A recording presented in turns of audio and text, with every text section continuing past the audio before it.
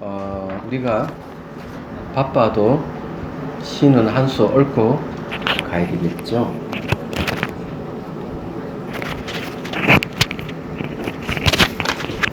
자, 377페이지 보십시오. 자, 같이 제 밑에 자비성 명상하는 부분을 같이 읽어봅시다. 자비성 명상. 자신의 내면을 자비심으로 들여다보는 것, 자기가 남을 지혜로 알아가는 것, 자기가 남에게 사랑으로 기쁨을 주는 것, 상대의 고통을 연민으로 없애주는 것, 상대의 잘못을 무아의 마음으로 용서하는 것, 내가 남을 연기공으로 깨우는 것, 내가 남을 부처님으로 구원하는 것, 이것은 안과 밖으로 일어나는 깨달음, 비난과 분노의 경계에 전혀 동요되지 않아 세간의 무지와 고통을 지혜와 자비로 바꾸는 길. 네, 좋아요. 오늘은 415페이지 할 차례입니다.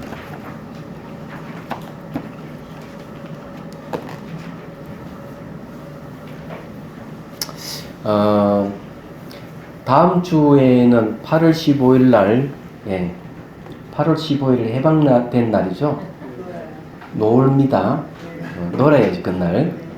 이번 달에는 주가 5주가 들어가기 때문에 한 주 놀아도 됩니다. 4주는 공부를 합니다, 대신에. 그래, 8월 15일 한 번은 놀아야 안 되겠나. 우리는 해방을 하더라도, 마음을 해방시키는 게 아주 중요해요. 모든 것은 마음에서 비롯되거든요.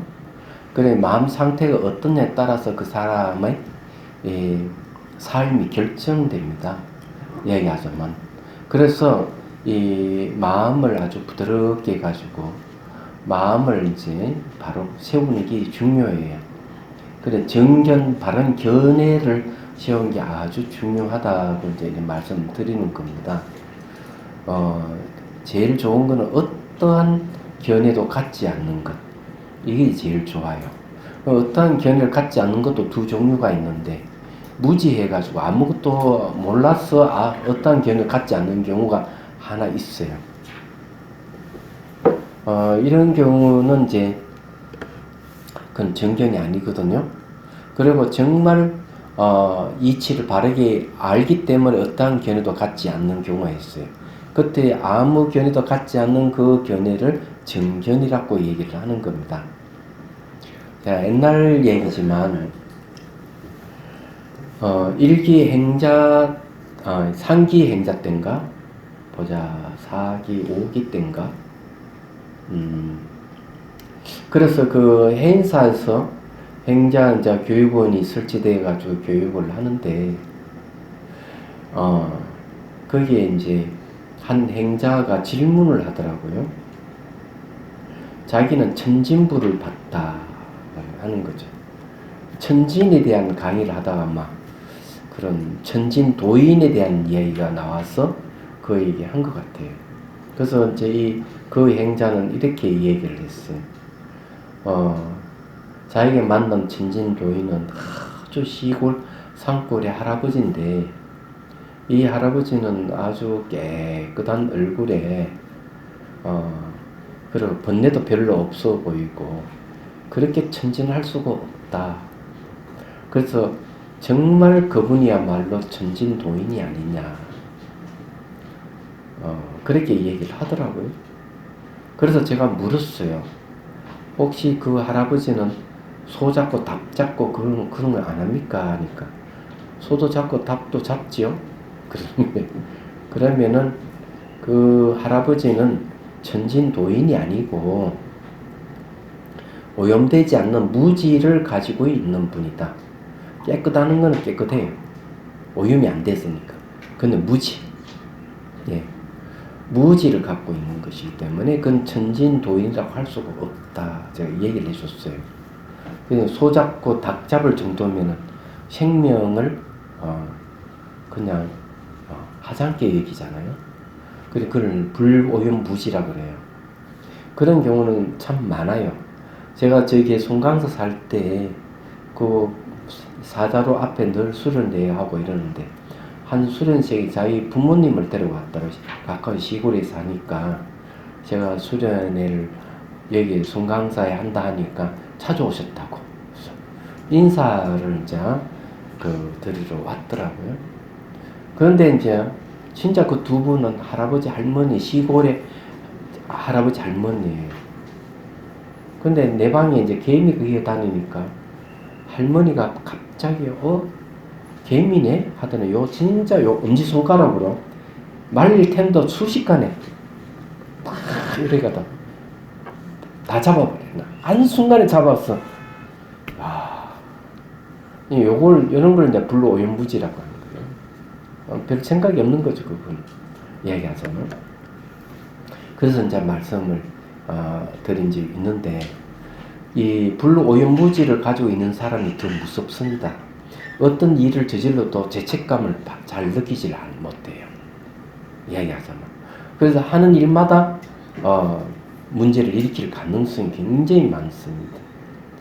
그래서 이제 어디고 거기에 보면은 민다 왕문경에도 보면은 알고 짓는 죄가 무겁습니까? 모르고 짓는 죄가 무겁습니까? 이렇게 물었어요. 그러니까 왕이 물으니까 나가세나 스님이 모르고 짓는 죄가 훨씬 더 그 가부가 무겁다 이렇게 그래 어째서 그렇습니까? 하니까 나가시는 스님 설명이 이런 거죠. 벌거에 단 기둥이 있는데 그게 벌거에 달았다는 사실을 모르면 그냥 확 지면 손 더 크게 베이지 않느냐. 그냥 그 벌거에 단 세 기둥인 줄 알면은 질 때 그냥 잠깐 탁 뗐다 떼버리기 때문에 덜 데인다. 자기가 죄가 무슨 죄를 짓고 있는지를 알고 죄를 짓는 사람은 훨씬 죄를 적게 짓는다. 이렇게 이제 얘기를 하는 거죠. 가부도 마찬가지고. 그래서 이제 그렇게 얘기를 하고 있거든요. 근데 여기 이제 오늘 공부할 415페이지 사무량심의 궁극점 보리심 깨우기 이래 했는데 여기 사하는 게 이제 버릴 사자입니다. 용서를 통해서 평정을 얻는 걸 얘기를 하는데 속에 들어있는 거 다 버리란 뜻이에요. 근데 버리는 것 중에서 크게 버려야 될 것은 뭐가 있겠어요? 무지를 버리는 게 제일 중요합니다. 그러나 어쨌든 사람은 자기 안에 뭐가 잠재되어 있는지 뭔지 몰라요. 그래서 한순간에 잘 나가다가 그만 자기 삶을 망가뜨리는 경우가 있습니다. 근데 왜 저 사람 저렇게 잘 나가다가 갑자기 거꾸로 지지? 이렇게 될 때 그거는 속에 뭐가 들어있는 게 있어서 그렇거든요. 그래서 미리 우리가 이 사무량심 수행을 하면서 내 안에 들어있는 것을 드러내든지 없애든지 해석화시키든지 방법을 강구해야 돼요. 그래서 여기서 하는 거는 용서해주기입니다. 말하자면 왜 용서를 해주느냐? 나에게 데미지를 입히고 내가 스트레스 받고 나에게 트라우마가 있다면은 나 트라우마를 생기게 한 사람을 초대해가지고 용서를 해줌으로 해서 내 마음의 맺힘을 풀어내는 거예요. 그래서 버리는 겁니다. 마음을 깨끗이 하는 거죠. 그래서 이 생각, 이게 이제 버릴 사자가 나한테 평정을 갖다 주고 선정을 얻게 하고 궁극에는 선정을 의지해서 공성을 깨닫게 해주기 때문에 그렇습니다. 그래서 버릴 사자의 사무량심에서 공 이러는 거죠. 그 다음에 이제 이 공은 뭘 얘기하는 궁극적 보리심이 바로 공성을 얘기합니다. 공성이 드러나는 게 아주 중요해요. 그래서 요 얘기를 하는 거죠. 제가 읽어볼게요. 4. 공수행 단계부터 4가지가 달라진다 했어요. 뭐가 달라지는지 한번 살펴보죠. 버릴 사자의 사무량심은 자비희의 3가지 마음을 버립니다. 무량한 중생들을 모두 평등하게 하되 미워하지도 사랑하지도 않는 한량 없는 마음을 일으킵니다. 4와 공수행 단계부터는 4가지가 달라집니다. 이 버릴 사자는 뭔가 하면 앞에 자비희 3가지를 왜 버리는 줄 아세요? 사랑과 연민과 기쁨이 있으면 마음을 평정 상태를 가지지를 못합니다. 그리고 깨달음을 얻는데도 자비심이 있으면 깨달음을 얻을 수가 없어요. 자비심도 마음의 움직임이기 때문에. 그래서 조용해지는 지혜에 들어가면 어떠한 움직임, 마음 움직임도 용납을 하지 않습니다. 그래서 이 얘기를 하는 거죠. 우리 앞에 서장에서 배운 좋은 일도 오히려 바깥 일이다. 이렇게 얘기를 하는 것도 마찬가지. 아무리 세속에 좋은 일이고 출가에 좋은 일이라 하더라도 그것이 마음의 움직임이라면은 그것은 수행에 방해가 됩니다. 내가 말과 생각을 떠난 자리에 초점을 맞추고 수행을 하고 있는데 좋은 일에 근데 마음 신경 쓰면 마음 움직여 버렸을 때는 깨달음을 얻지를 못하는 거예요. 똑같은 얘기예요. 알고 보면은. 그 여기서도 마찬가지다 이렇게 말씀드리는 거죠. 자, 네 가지의 첫 번째 사무량심의 확장이 보리심입니다. 궁극적 보리심은 공성입니다. 공성을 통해 궁극적 보리심을 일으켜야 무분별지에 이룰 수 있습니다. 자, 사무량심 확장이 왜 보리심이냐면요. 사무량심과 보리심이 공통되는 게 있습니다. 네 가지 한량없는 마음은 중생을 위해서 네 가지 한량없는 마음을 일으킵니다. 중생을 위해서 사랑을, 연민, 기쁨, 평정을 일으키는 거죠. 근데 보리심도 뭘 얘기하냐? 일체 모든 중생을 내 다 구제하겠습니다. 일체 모든 중생의 어려움을 내가 다 해결하겠습니다. 하는 게 보리심의 내용이에요. 그냥 공통되는 거죠.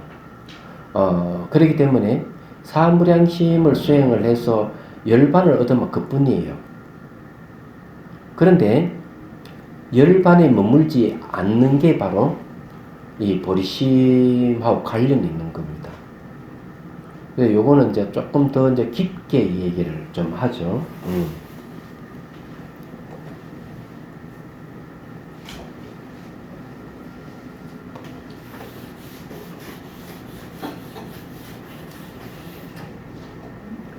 자, 우리 이제 초기 불교부터 얘기하는 게 고진멸도를 얘기합니다.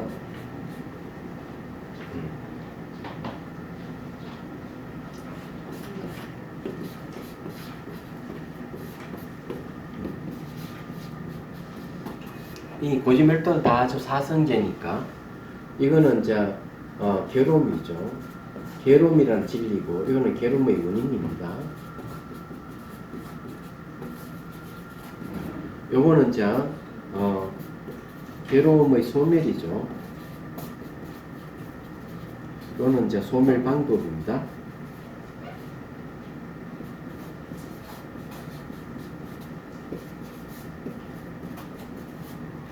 자, 이제 이렇게 되는데 대성에서 출발은 어디서 출발하느냐? 대성이 출발은 여기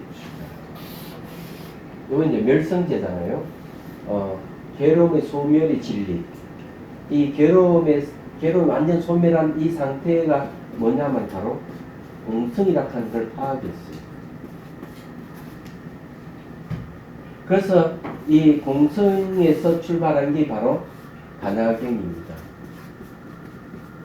600부, 600부 반야경이 이 공성이 출발하는데 바로 멸성계에서 출발합니다. 그래서 보통 이제 소송 아라는 멸성계에서 끝나는데 대성의 보살은 멸성계 두고 파니까 뭐가 나오냐?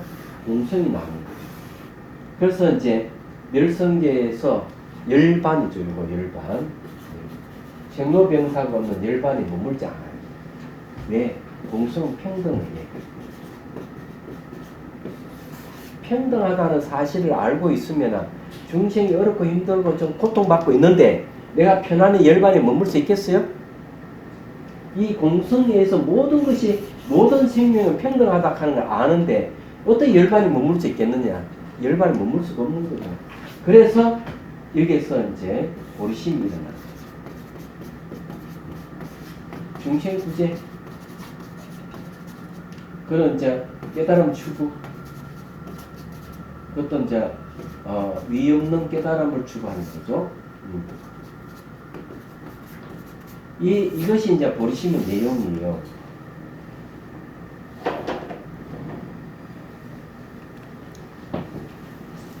그래서 이제 물론 평등이라는 말이 부처님께서 깨달은 내용인 연기에서 나온 겁니다. 그래서 인도 사회가 발칵 뒤집혔죠. 부처님께서 모든 생명은 평등하다. 만물 평등, 만민 평등, 만생명 평등, 평등이라는 한 가지 성품으로 다 설명을 해버리니까. 근데 부처님 당시 인도 사회는 카스트 제도가 있는 거죠. 양만 상돈 가듯이, 제일 위는 브라만, 사제계급, 두 번째는 크사트리아는, 왕족이나 무사계급, 그 밑에 바이샤라고 하는 상인계급, 그 밑에 수트라는 바로 천민계급이 있어요. 수트라는 농민들이에요. 그 밑에 불가촉 천민이 있어요. 청수부와 백정이라는 있습니다. 왜 불가촉이라면 접촉하면 더러워지니까 접촉할 수 없다 해서 불가촉이에요. 불가촉이라는 천민이 있는 거죠. 그런데 지금 사회도 인도 사회에는 계급이 거의 약 3,000개 정도 나눠요. 왜? 그런 기본적으로 6개의 계급에다가 직업이 들어가니까 그런 거예요. 근데 부처님이 탁 그냥 나다 평등 외치니까 그만 인도가 발칵 뒤집힌 거죠. 얘기하자면.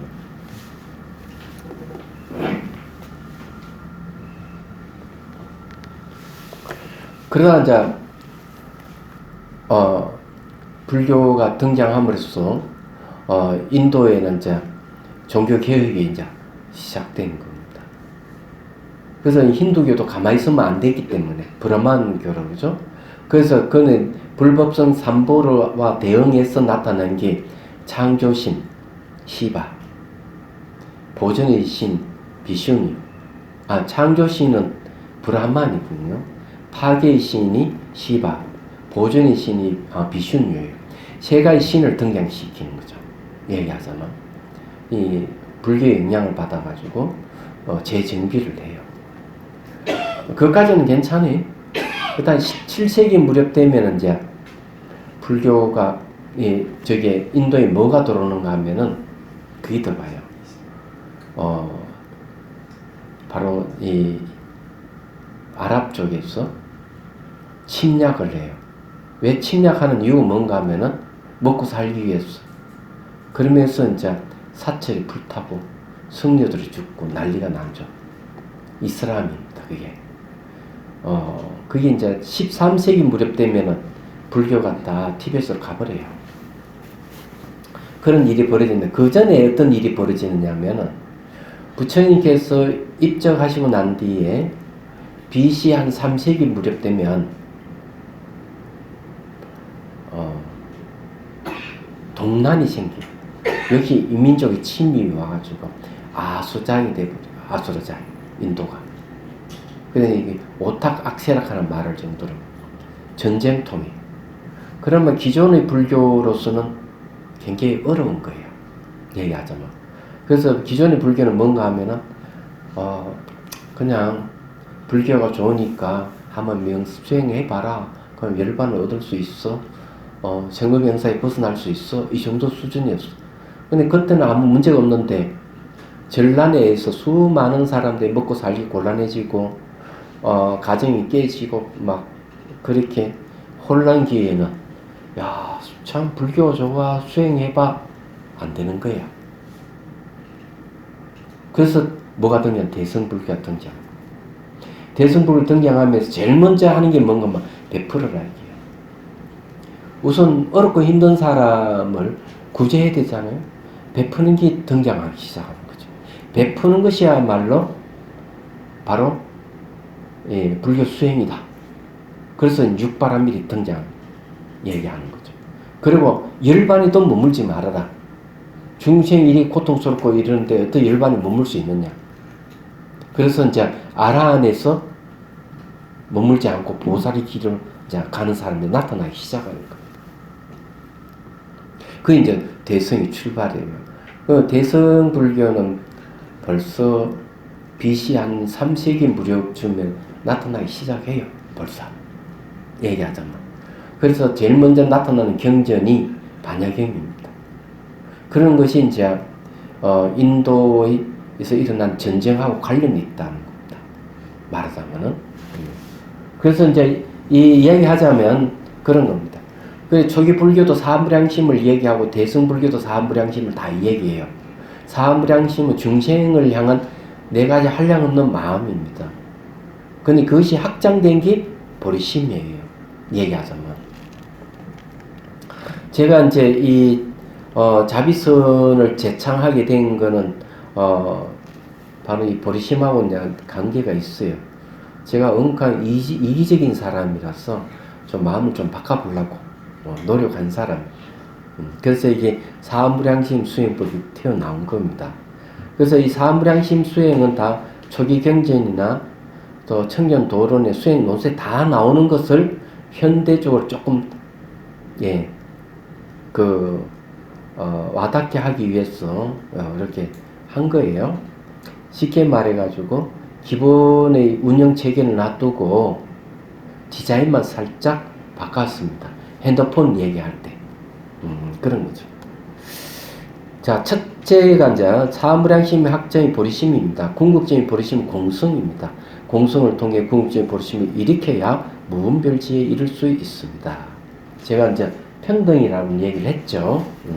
그래서 이게 대성의 깨달음 내용은 주관 객관이 사라지고 중생과 부처가 평등하다. 그리고 법계가 하나인 줄 안다 그랬어요. 이게 깨달음 내용이에요. 그리고 이제 법신을 이루는 걸 얘기를 하죠. 이거 다 이제 나오는 얘기입니다. 그러나 열반이 머물면 그 앞에 삼법인에서 생긴 출리심으로 열반이 들어갈 수 있습니다. 출리심이라 이 세상은 너무 허망하다 이게. 그래서 이 세계는 머물지 않는다는 거죠. 벗어나고 싶어하는 마음을 일으키는 게 출리심이에요.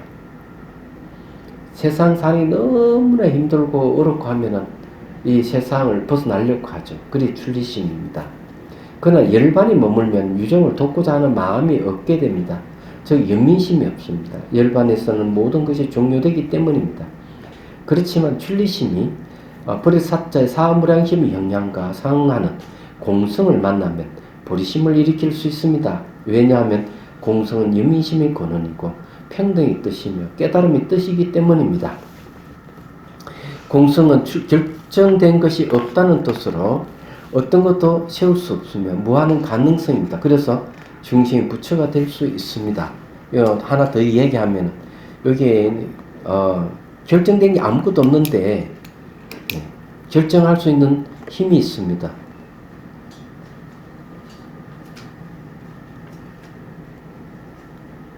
그게 뭐냐면은요, 이 공성의 다른 이름이 바로 지체라고 합니다. 지혜의 바탕이라고 그래요. 그래서 이 지혜는 결정할 수 있어요. 그래서 중생이 부처가 될 수 있는 것입니다. 공성이란 사실을 알게 되면 열반에 머물지 않습니다. 왜냐하면 중생을 돕고자 하는 부르심이 일어나기 때문입니다. 제가 달라이 라마 스님을 만난 얘기를 앞에 했는데 여러 스님들하고 가서 이제 청년 스님이 통역을 하고 한 사람 앞에 3가지 질문을 하기로 했어요. 그래서 이제 제 차례가 되어서 첫 번째 제가 질문했던 게 이런 질문입니다. 망명정부를 이끈다고 얼마나 애를 쓰고 힘이 들으셨습니까? 그런데도 불구하고 당신 얼굴은 맑고 깨끗하고 미소를 짓고 있습니다. 그 비법이 뭡니까? 제가 질문이 그 질문이에요. 그랬더니만 달라이 라마 스님이 하시는 말씀이 이렇게 얘기를 해요. 저는 공성과 보리심을 한 번도 잊은 적이 없습니다. 지구 반대편의 사람들이 제 법문을 듣고자 원한다면 저는 부른천리 달려갑니다. 상당히 감동적인 이야기였어요. 입적하신 종진 스님께서도 그런 저한테 뭐라고 얘기하는가 하면, 그래 젊었을 때 힘 있을 때 열심히 이 법문 요청이 오면 법문해 주어라. 아무리 멀어도 요청이 가서 법문해 주어라. 나이가 들면은 그것도 할 수가 없다. 종진선께서 그렇게 저에게 그런 얘기를 했는데, 이 달라이 라마 스님도 보면은 그런 얘기죠. 그래서 자, 깜짝 놀랐어요. 두 번째는 성가 교육에 대한 얘기. 세속이 빠르게 변하기 때문에 이 성녀 교육도 현대에 맞춰서 교육을 해야 되지 않을까. 그렇지 않으면 세상이 뒤떨어지기 때문에. 그렇지만 우려되는 것은 세속에 혹시 오염되지 않을까 걱정입니다. 그래서 이 성가의 전통을 계속 지키자고 하나니 세속이 뒤떨어질 것 같고 어찌 했으면 좋겠습니까? 이런 거 양단 논법이라고 그래요.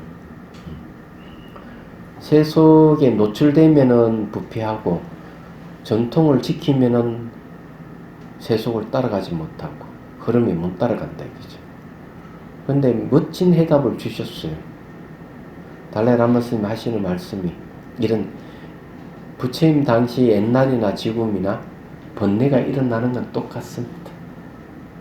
얘기하자면 초점을 어디에 맞춰야 되는가 하면은 교육이라 하는 성가 교육은 번뇌를 없애는데 초점을 맞춰야 된다 이런 얘기입니다. 그러면서 하시는 말씀이 초기 불교부터 지금까지 불교가 계속 교리가 발전해 갑니다. 대성이 나타난 이유도 그런 걸 얘기해요. 왜 교리가 발전해 갈까?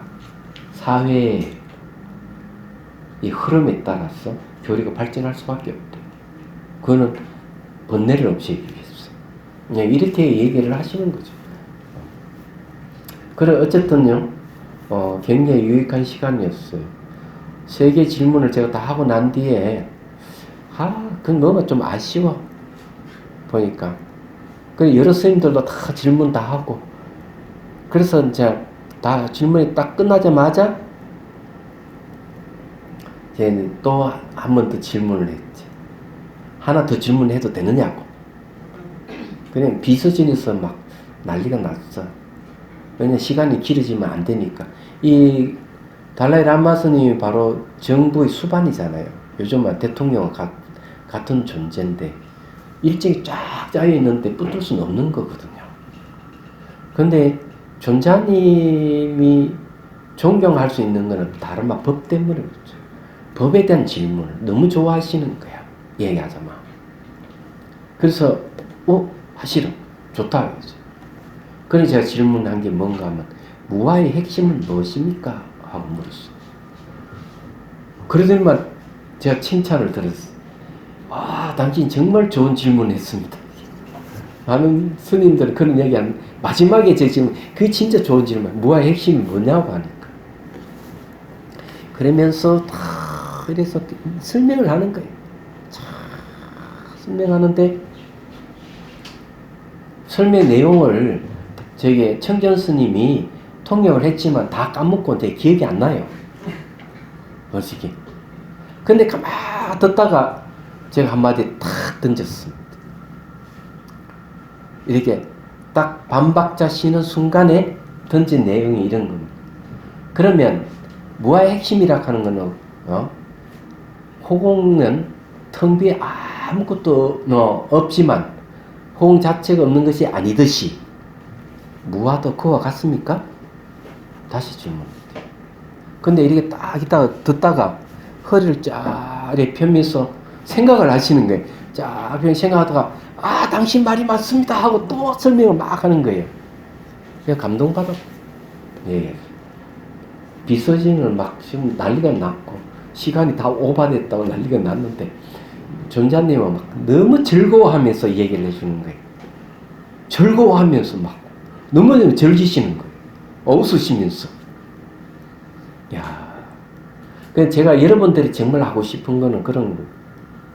사람을 의지하지 말고 법을 의지하라.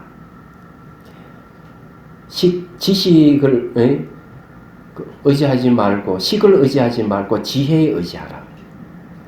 그게 나오잖아요, 경전에. 딱 나오는데 그 말이 맞는 거예요. 사람을 의지해야 하면은 항상 불평등이 생기고 거기에 편이 갈라지고 이러는데 법은 평등해요. 그래서 여러분들에게 정말 법을 의지하지 사람을 의지하지 마세요. 저는 절대로 저를 의지하지 마시고 제가 말한 부처님 법을 의지하셔야 돼요. 얘기하자면 저는 별 볼일 없는 존재이지만 법은 그렇지 않아요. 얘기하자면 무슨 말 이해되시죠? 그게 아주 중요하다.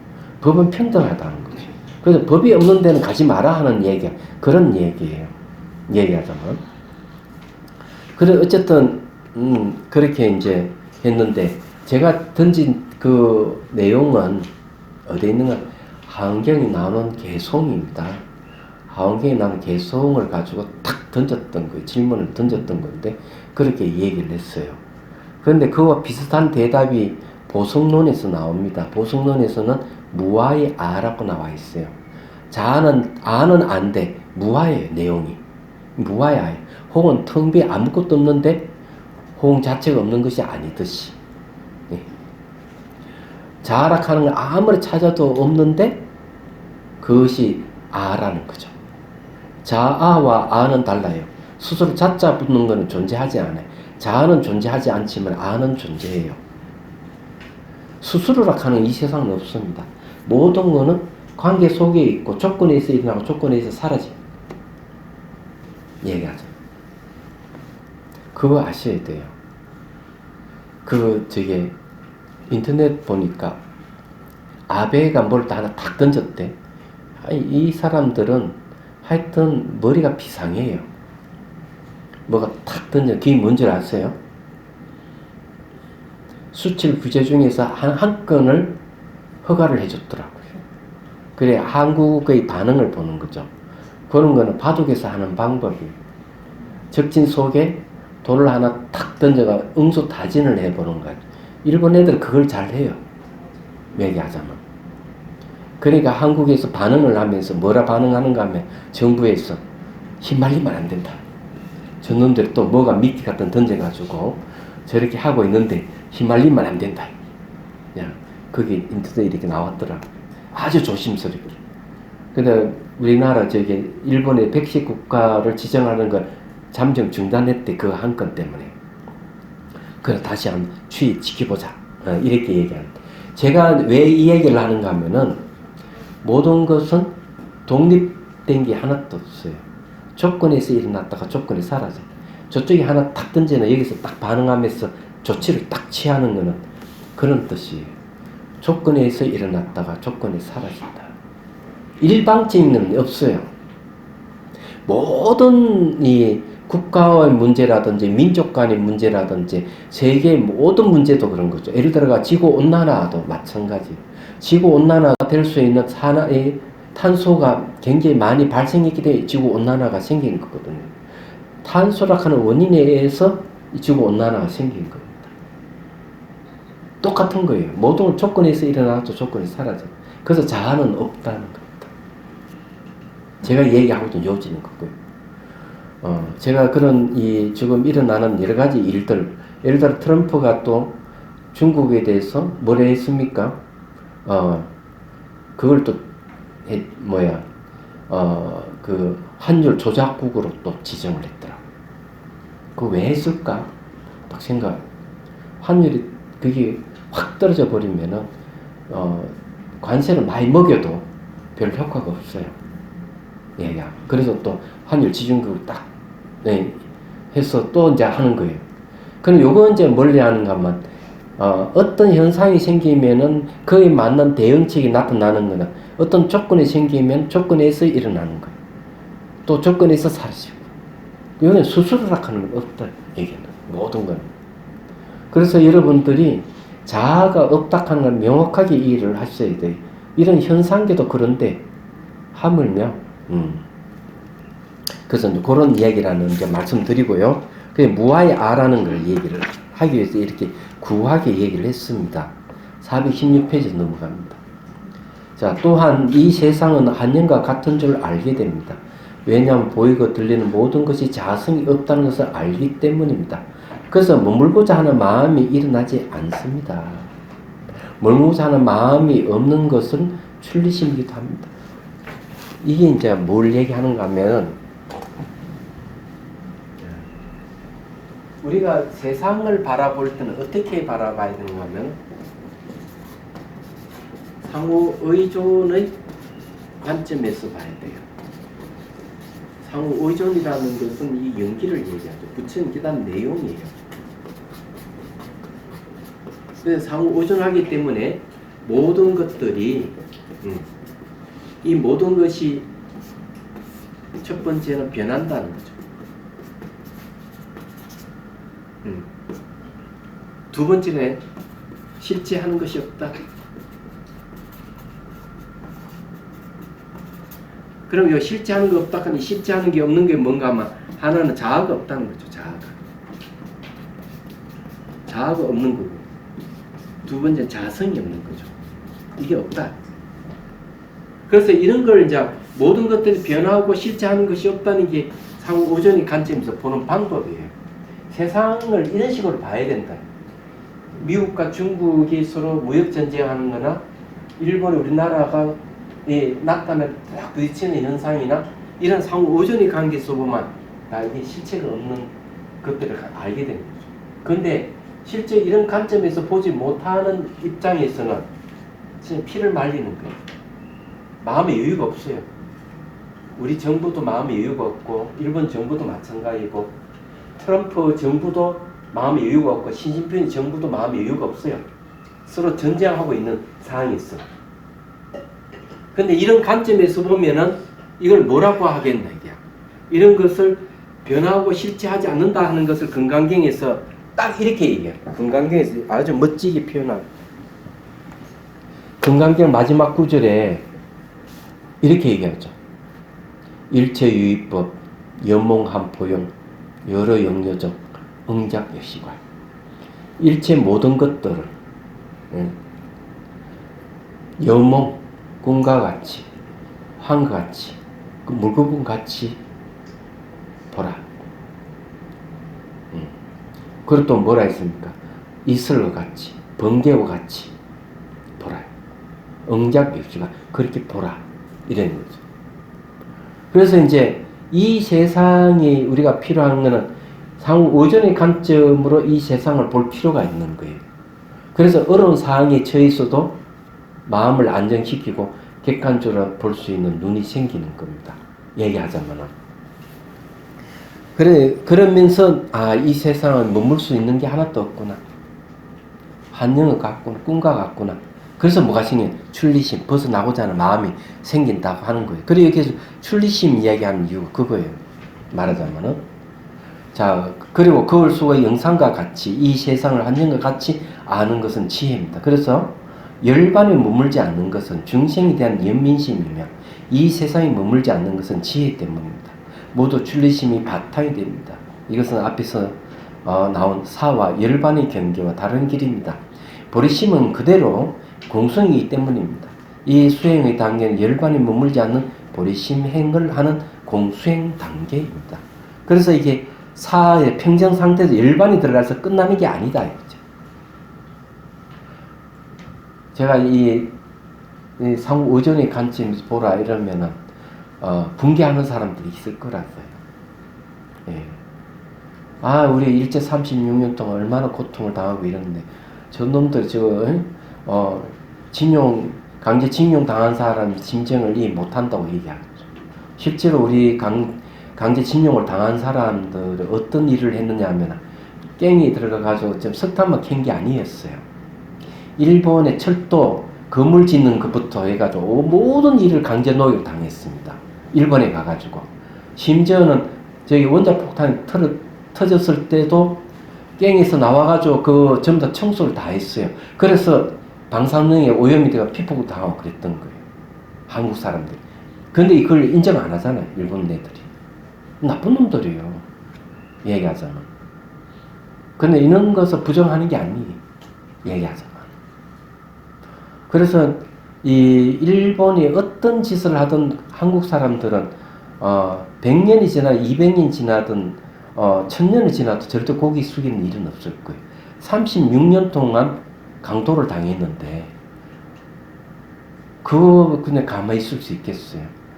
그래서 이 한국 사람들은 그런 DNA를 갖고 태어난 거예요. 얘기하자면.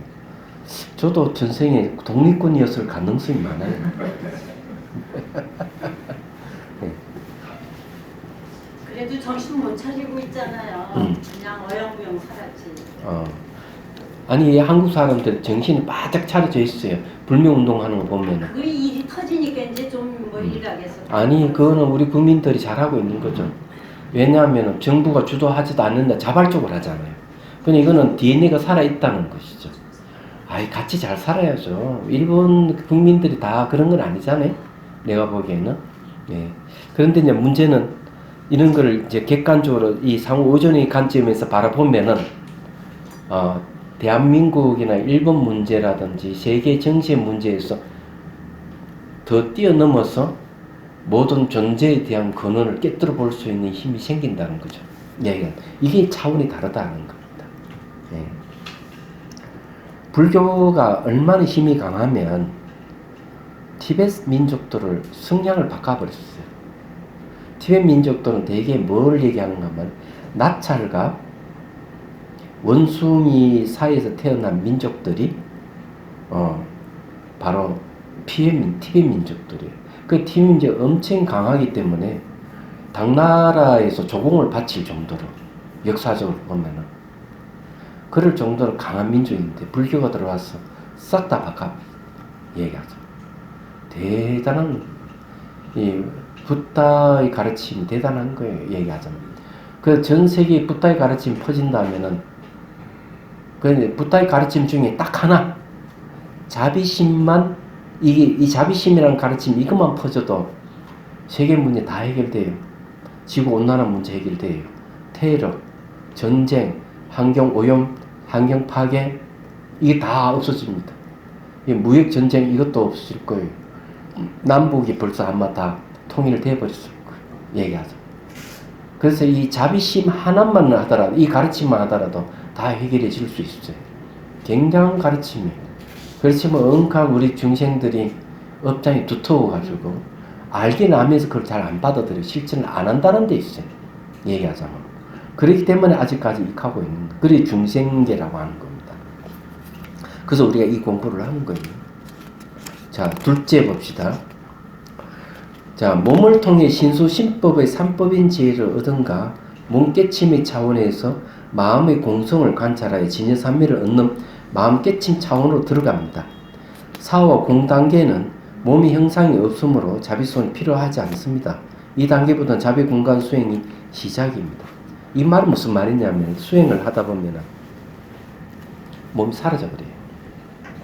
그 몸 사라지면 지혜를 얻는 게 이빠사나 16단계에서는 5번째 단계에 속해요.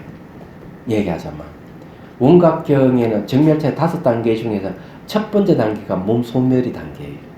얘기하자면. 근데 이제 몸이 사라지면은 몸에는 자아가 없다 하는 건 알아요. 그래서 이 거친 무아를 체득해 한다 그래요. 그래서 거친 데서 미시한대로 들어가는데 미시한대가 뭐냐면은 바로 마음의 영역입니다. 대성불교는 몸을 대상으로 수행을 안 합니다. 마음을 대상으로 수행을 해요. 그래서 자비수관도 똑같이 이빠사나 16단계를 거치기 때문에 수행하다 보면 몸이 소멸이 사라져버려요.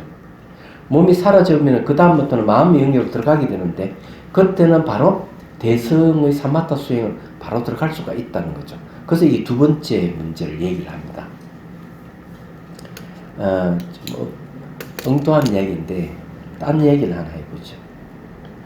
혹시 여러분 몸 아프고 이러면은 어떻게 하죠? 약 사 먹어야 되잖아요. 그죠? 피곤하고 이러면 저게 바카스 먹고 이렇습니까? 제가 방법을 일러드리죠.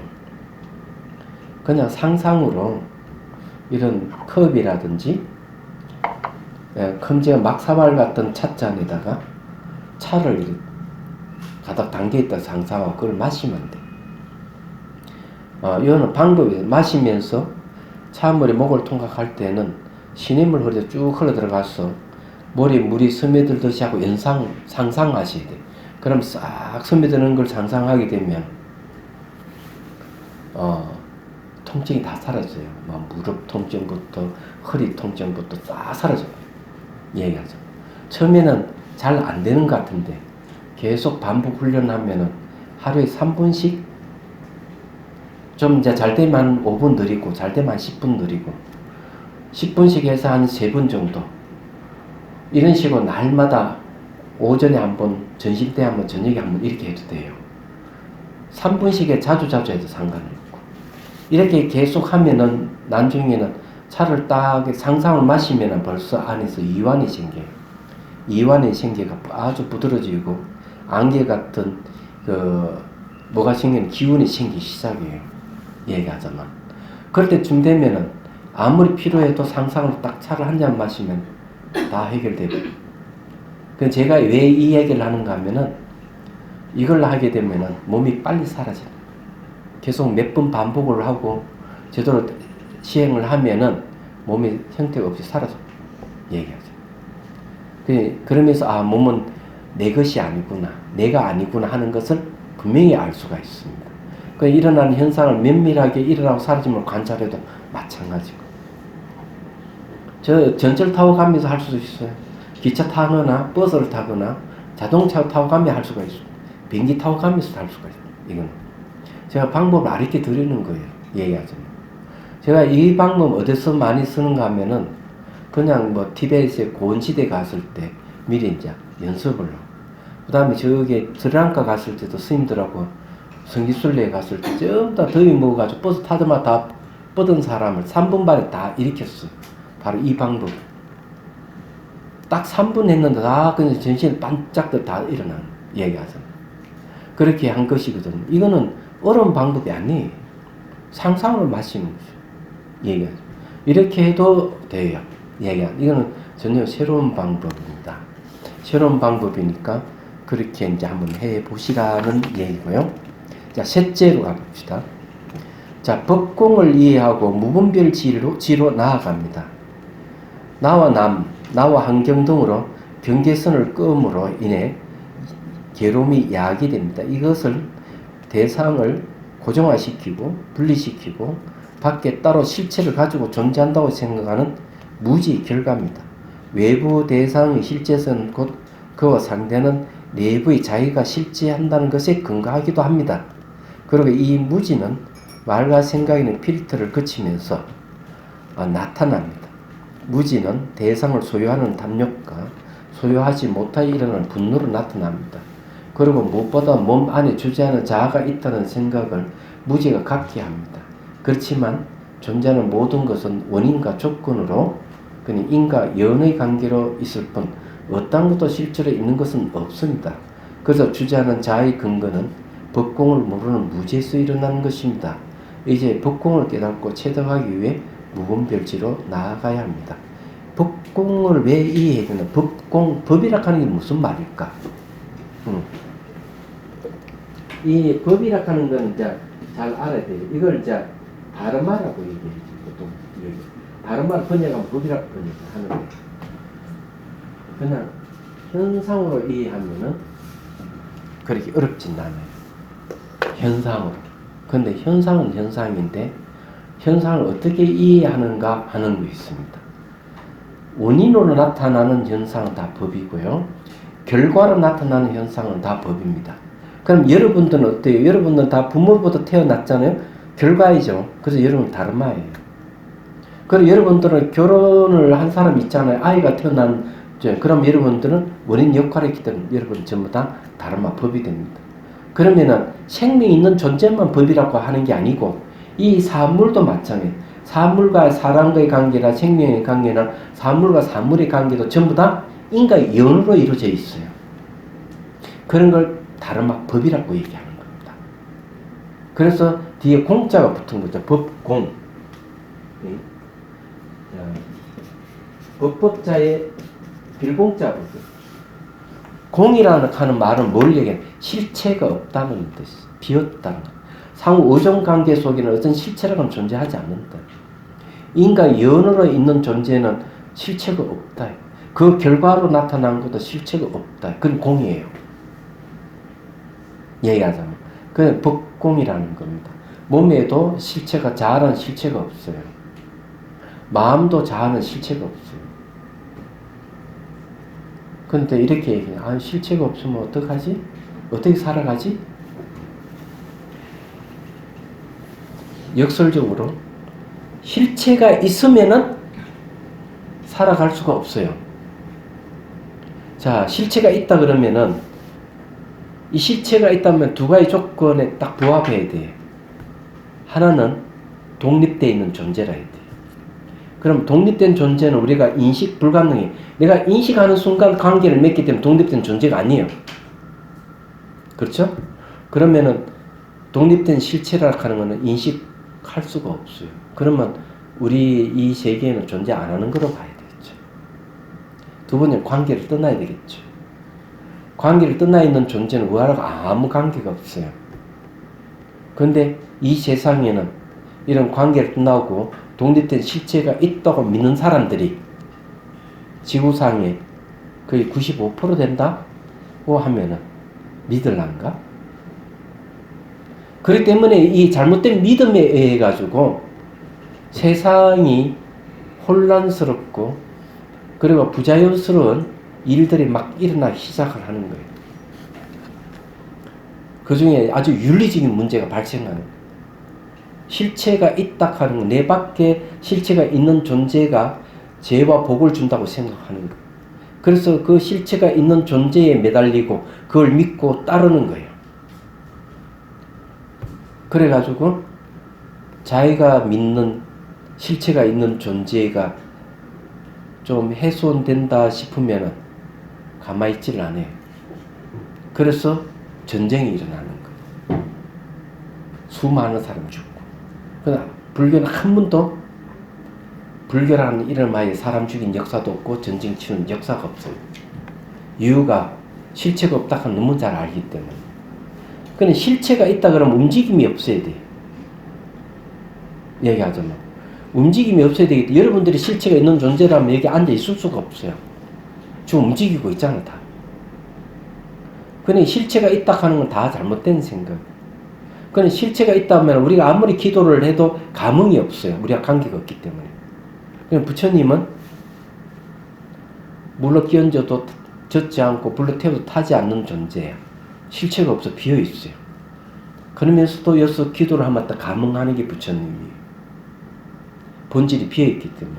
비어 있기 때문에 아 하고 고함을 지르면 메아리가 되도록 오기도 해야지. 원리가 그거 같은 거예요. 얘기하자면. 마음은 물질이 아니기 때문에 실체가 없어요. 마음은 물질이 아니기 때문에 모양도 없고 색깔이 없어요. 그런데도 마음의 특성이 뭐고 대상이 무엇인지 아는 게 마음이에요. 물질이 아닌데도. 그러니까 실체가 없는데도 가능한 거죠. 그래서 실체가 있다 하는 건 관념이 지나지 않는데 진짜가 아니다 이 말이에요. 그래서 실체가 없어야만이 돼요. 실체가 없는 거에 대해서 텅 비었다고 하니까 어떤 사람도 비은 건 아무것도 없지 않느냐고 그거는 비어 있는 거는 문제가 있다고 이렇게 하거든요. 그럼 대승지신론에 no 아니다. 텅 비어 있는 이 속에는 한량 없는 공덕을 갖추고 있다. 그거는 공하지 않다. 이렇게. 그 공하지 않는 게 뭐냐? 한강 모래알수 같이 많은 공덕을 갖추고 있다. 이랬어요. 요즘 말하면 무한한 잠재력을 얘기하죠. 그게 일단 지혜강명, 상락아정, 청량불변 안 바뀐다 이게. 청정심, 둘비치는 변조, 진실식지, 진실을 안다 이거지. 이런 게 갖춰져 있다고 딱 설명을 하는 거죠. 말하는 거. 그래서 이 공하니까 저기 아무것도 없는 뭐 허물로 생각하면 절대로 안 됩니다. 자, 넷째. 삼법인의 지혜를 얻었다면 그것은 공성의 이해가 생겼다는 것입니다. 그러므로 수행 방편이 달라집니다. 무상고 무아에 대한 지혜가 딱 생기면은 그 다음에 공성에 대한 이해가 온다고 얘기합니다. 그래서 공성은 눈으로 볼 수도 없고 손으로 만질 수도 없습니다. 그래서 삼법인의 지혜에 의해 생기는 법공의 이해를 바탕으로 본격적으로 자비공간의 차원으로 들어갑니다. 그건 대성의 수행이 들어간다 이게.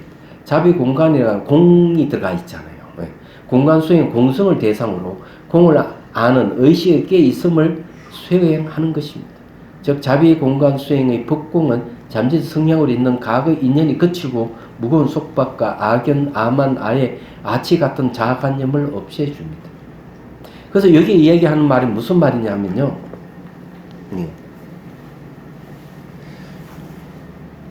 이 원척 스님은 이렇게 얘기해요. 해심경의 소에 무상을 알고 불만족스러운 고를 알고 자아가 없는 무아를 아는 것은 알아차림, 직관에서 그 지혜가 개발될 수가 있다. 그렇지만 공성은 직관으로 알 수가 없다. 공성은 모양도 없고 색깔이 없기 때문에 오로지 사유에 의해서만 알 수가 있다. 그러면서 삼법인의 지혜가 생기면 그 다음에 공성에 대한 이해가 생긴다. 그 이렇게 해심일경 소에서 이 얘기를 하고 있는 거예요. 그래서 이제 명상 지혜를 논하다 하는 그 부분에서는 대성의 수행을 얘기하면서 마음을 대상으로 수행하는 방법을 제시를 해놨어요. 얘기하자면. 그 부분을 얘기해요. 그래서 이게 보리심을 일으킨 사람만이 공성을 수행할 수가 있습니다. 보리심을 일으키지 않는 사람은 공성을 수행하면 공성에 대한 올바른 이해가 안 생긴다고 얘기하죠. 그래서 이제 요까지 일단 얘기를 하고 질문이 있으면 하십시오. 예.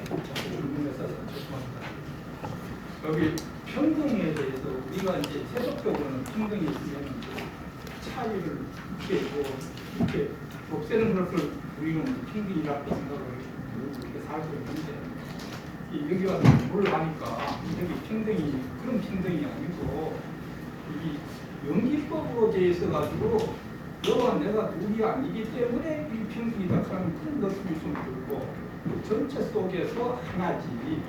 그러니까 다 차별이 있어도 실제적으로 전체 속에서 하나하나이기 때문에 평등한 거 아니냐 이런 생각이 좀 느낌이 들고 또 하나는 이 본질적으로 보면 공이라고 말씀을 하시고 뭐하라고 말씀을 하십니까? 우리 공성 때문에 공성 입장에서 보면 저보다 평등한 거 아니냐 또 이런 생각도 들고 그래서 자꾸 이제 그 말라심을 또 평등성지로 바꾸신다 하는 묘관찰지를 이제 육식을 바꿔서 묘관찰지를 바꾸고 또 이 말라식을 또 묘관찰지를 또 해서 또 말라식을 또 평등성지로 바꾼다 하는데 그게 서로 연결되어 있는 것 같은데 꽉 잡히는 게 없어가지고 예, 다 같은 말인데 불평등을 내가 평등하게 한다. 이건 뭘 근거로 그렇게 할 수 있느냐? 이러면은 내가 깨닫거나 깨닫지 않거나 이 세계는 평등하다는 거지. 평등이 다르면 공성을 이야기하는. 그래서 금강경에서 뭐라는가 하면 높고 낮음이 없이 평등한 것이 깨달음의 내용이라고 얘기하는 거예요. 위 없는 깨달음 내용이 평등이라고 얘기를 하는 거죠. 금강경에. 그래서 평등을 얘기하는 공성 때문에 그래요. 공성은 안가밖에 없고 높고 낮음이 없어요. 그럼 평등이에요. 얘기하는. 평등하기 때문에 차별 경계가 생기는 것도 보면은 그것도 뭐 차별되는 경계지만은 차별 경계도 시간적으로 변한다 하는 똑같이 평등이에요. 얘기하자면 키가 크든 키가 작든 얘기하자면 홀쭉하든 뚱뚱하든 남자든 여자든 공통적으로 변하는 건 같아요. 그렇기 때문에 그 내재하는 실체가 없다고 하는 거죠. 그래 평등하다고 얘기를 하는 겁니다. 그러게 평등하기 때문에 내가 수행을 통해서 불평등을 없앨 수가 있는 거예요. 본질이 평등하지 않으면 아무리 평등을 내세워도 늘 불평등으로 돌아갈 겁니다. 체득이 안 되죠. 깨달음은 없습니다. 그게. 그러니까 자아를 내세우면 다 불평등하는 거예요. 내락하는 게 있으면 너가 있기 때문에 항상 불평등해요. 근데 자아가 없다 하는 거 알면은 이 평등이에요. 그래서 이제 그런 평등을 깨닫기 위해서 명상이 필요한 거예요. 얘기하자면. 다른 이유가 있는 건 아닙니다. 그래서 명상을 하면서 있는 그대로 보라 하고 있는 그대로 온전하게 보라 하는 것이 분별을 심을 내려놓고 무분별지에서 보라 하는 그런 뜻입니다. 그 이제 있는 그대로 본다고 하는 거는 그 대상에 대해서 내 감정이나 생각을 더 붙이지 않는 것, 의미 부여하지 않는 것, 결부시키지 않는 것, 없애려고 하는 것이 아닌 것, 이것을 배제하고 딱 보면은 모든 게 시간적으로 변하는 거고, 모든 공간도 상호 오존하고 있고, 시간적으로 변하고 공간도 상호전하니까 내 자는 실체가 없다는 거. 공하다 하는 걸 알게 되는 거예요. 예. 근데 있는 그대로 보는 훈련을 하는 게 매우 중요한 거예요. 그냥 있는 그대로 보는 훈련하는 게 명상이에요. 그럼 이해가 되시죠? 그럼 우리는 늘 생각이라든지 언어락하는 필터를 사용해서 세상을 보니까 다 불평등의 세계로 나타나고 다 오염된 세계로 나타나는 거죠.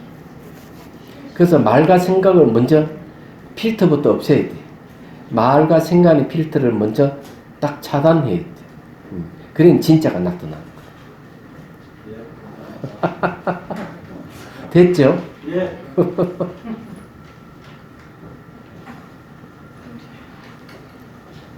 아니 이렇게 쉴 때 에어컨을 좀 틀었다가